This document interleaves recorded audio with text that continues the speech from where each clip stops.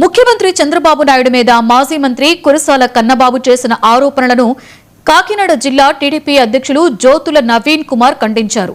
కాకినాడలో ఆయన మీడియాతో మాట్లాడారు. సీఎం చంద్రబాబు అంతరిక్షంలో ఉన్నా సరే రాష్ట్ర ప్రజల యోగక్షేమాల గురించే నిరంతరం ఆలోచిస్తారు అన్నారు.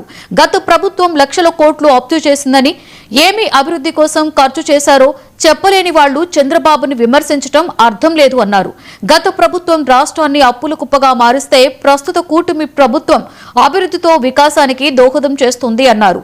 ఎమ్మెల్సీ పేరాబత్తుల రాజశేఖర్ తో పాటు పలువురు టీడీపీ నేతలు మీడియా సమావేశంలో పాల్గొన్నారు. లోకేష్ గారు విదేశీ పర్యటన రాష్ట్రాన్ని గాలికి వదిలేసి విదేశీ పర్యటనకి వెళ్ళిపోయారు అన్నాం.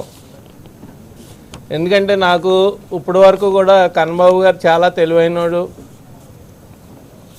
మీ సంస్థలోనే ఈనాడులోనే విలేకరుగా మంచి అనుభవంతో ఏం మాట్లాడినా సరే ఆలోచించి మాట్లాడతాడు. ఏ చెప్పినా సరే ఆలోచించి చెప్తారు. ఏ విమర్శ అయినా సరే సద్విమర్శగా ఉంటుంది అని నా పర్సనల్ ఒపీనియన్. జనరల్గానే ఆయనకి నాకు ఉన్న పరిచయాన్ని బట్టి పర్సనల్ ఒపీనియన్.